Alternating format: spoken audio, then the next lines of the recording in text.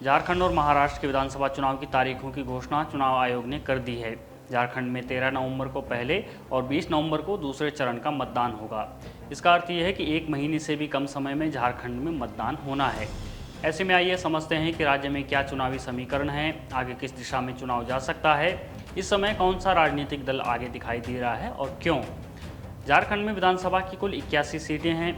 2019 के विधानसभा चुनाव में जेएमएम को 30, भाजपा को 25, कांग्रेस को 16, आजसू को 2, आरजेडी को 1, लेफ्ट को 1 और 6 सीटें अन्य के खाते में गई थी।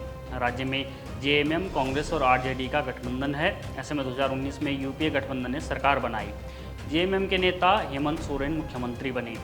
झारखंड विधानसभा चुनाव 2019 के परिणाम में किस दल को कितनी सीटें मिली और किन दलों ने मिलकर सरकार बनाई, ये तो हमने आपको बता दिया, लेकिन एक और आंकड़ा है जो आपको इस बार के चुनाव में ध्यान रखना चाहिए और वो है वोट प्रतिशत का आंकड़ा। 2019 के विधानसभा चुनाव में भाजपा को राज्य में 33.4% वोट मिले थे, जेएमएम को 18.7%, कांग्रेस को 13.9%, आजसू को 8.1% और आरजेडी को 2.8% मत मिले थे। इसका अर्थ ये है कि 2019 में राज्य में भले ही भाजपा को सरकार बनाने लायक सीटें न मिली हो, लेकिन वोट प्रतिशत के मामले में 2019 में भी वो सबसे बड़ी पार्टी थी। जिन पार्टियों ने मिलकर सरकार बनाई उन सभी पार्टियों के वोट शेयर जोड़ दें तब भी 35.4% होते हैं और अकेली भाजपा का वोट शेयर था 33.4%। इसका अर्थ यह हुआ कि भाजपा भले ही विपक्ष में बैठी, लेकिन वोट शेयर यूपीए के गठबंधन से सिर्फ 2% कम थे। अब आप कहेंगे कि हम वोट शेयर पर इतना जोर क्यों दे रहे हैं, भले ही वोट शेयर 2% ही कम थे, लेकिन भाजपा हारी तो थी ही। सही बात है, भाजपा हारी थी, लेकिन याद रखिए पिछली बार वोट शेयर सीटों में कन्वर्ट नहीं हो पाया था। ऐसे में इस बार भी नहीं होगा, ऐसा सोचना बड़ी भूल होगी। पहला बड़ा बिंदु तो यही है कि भाजपा का जनाधार झारखंड में 2019 में भी था, 2014 में भी था और आज भी है। ये जनाधार निश्चित तौर पर चुनावी नतीजों पर बड़ा प्रभाव डालेगा। दूसरा महत्वपूर्ण बिंदु पीएम मोदी और भाजपा की नीति और रणनीति है।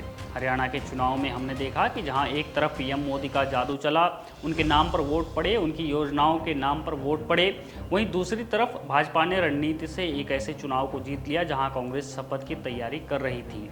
झारखंड में भी ये दोनों फैक्टर पार्टी के लिए काम करेंगे।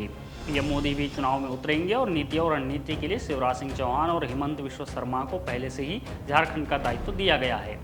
तीसरा महत्वपूर्ण बिंदु हेमंत सोरेन सरकार के विरुद्ध जन आक्रोश है।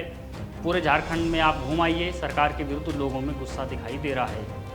इसके पीछे कई कारण हैं, लेकिन सबसे बड़ा कारण बांग्लादेशी घुसपैठियों की राज्य में बेरोक टोक घुसपैठ है।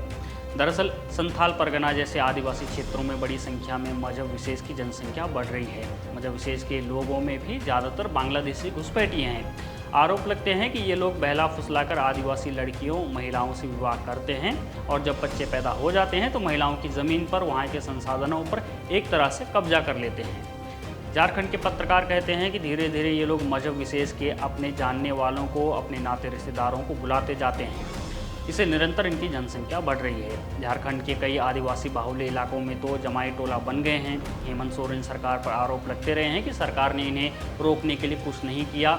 ऐसे में आम लोग सोरेन सरकार के विरुद्ध दिखाई दे रहे हैं।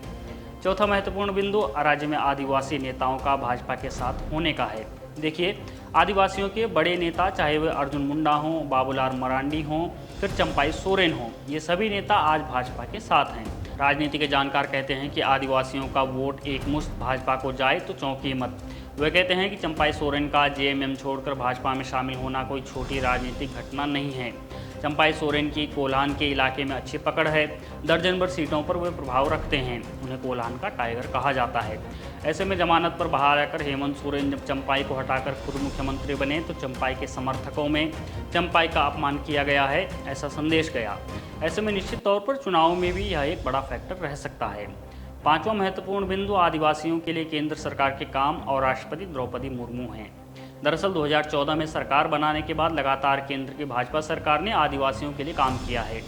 एकलव्य मॉडल आवासीय स्कूलों को पुनर्जीवित करके उसके बजट में लगभग 5.5 गुना की वृद्धि की बात हो, व्यवसाय का परीक्षण देने के लिए जनजातीय क्षेत्र योजना हो, अनुसूचित जनजाति के लिए केंद्रीय छात्रवृत्ति योजना हो या फिर ऐसी ही और तमाम योजनाएं जिनके जरिए आदिवासियों के विकास के लिए काम किया जा रहा है।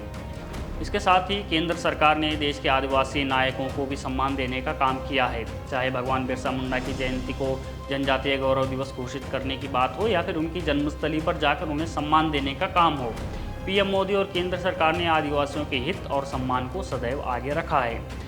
यह भी मत भूलिए कि भाजपा सरकार ने ही पहली बार एक आदिवासी नेता को देश की राष्ट्रपति बनाया है। राष्ट्रपति द्रौपदी मुर्मू ओडिशा से आती हैं और जो ओडिशा झारखंड से लगता है। ऐसे में झारखंड के आदिवासी समाज में भी वह अपना एक प्रभाव रखती हैं। ऐसे में चुनाव में आदिवासियों के लिए काम और सम्मान भी एक फैक्टर साबित हो सकता है। एक और महत्वपूर्ण बिंदु संगठन की मजबूती और केंद्रीय नेतृत्व के आत्मविश्वास का है। देखिए, झारखंड में यूपीए गठबंधन में जेएमएम, कांग्रेस और आरजेडी मुख्य पार्टियां हैं। जेएमएम क्षेत्रीय पार्टी है, ऐसे में उसका संगठन है, लेकिन उसका संगठन भी ग्रामीण और आदिवासी क्षेत्रों में मजबूत लेकिन शहरी क्षेत्रों में कमजोर दिखाई देता है। कांग्रेस की अगर बात करें तो उसका संगठन पूरे देश की तरह झारखंड में भी चरमराया हुआ है। राज्य में आरजेडी का नाम मात्र का संगठन है, जबकि दूसरी तरफ राज्य स्तर से लेकर बूथ स्तर तक भाजपा का संगठित संगठन दिखाई देता है। निर्धारित दायित्व और कार्यों के साथ कार्यकर्ता जमीन पर जुटे दिखाई देते हैं। ऐसे में संगठन भी एक बड़ा प्रभाव चुनावों पर डाल सकता है। इसके साथ ही केंद्रीय नेतृत्व या फिर यूँ कहें कि सामूहिक स्तर पर पार्टी का आत्मविश्वास भी चुनावों को प्रभावित करता है। हरियाणा चुनाव हारने के बाद राहुल गांधी का ही नहीं बल्कि पूरी कांग्रेस पार्टी का आत्मविश्वास हिला हुआ है। हरियाणा की हार से कांग्रेस उभर भी नहीं पाई है, जबकि दूसरी तरफ लोकसभा चुनाव के बाद के हल्के झटके से उभरते हुए भाजपा का केंद्र नेतृत्व फिर से आत्मविश्वास से भरा दिखाई दे रहा है। इन बिंदुओं के आधार पर अगर आज की राजनीतिक परिस्थितियों को देखें तो कहा जा सकता है कि झारखंड में भाजपा बहुत मजबूत है और बड़े अंतर से जीत हासिल कर सकती है।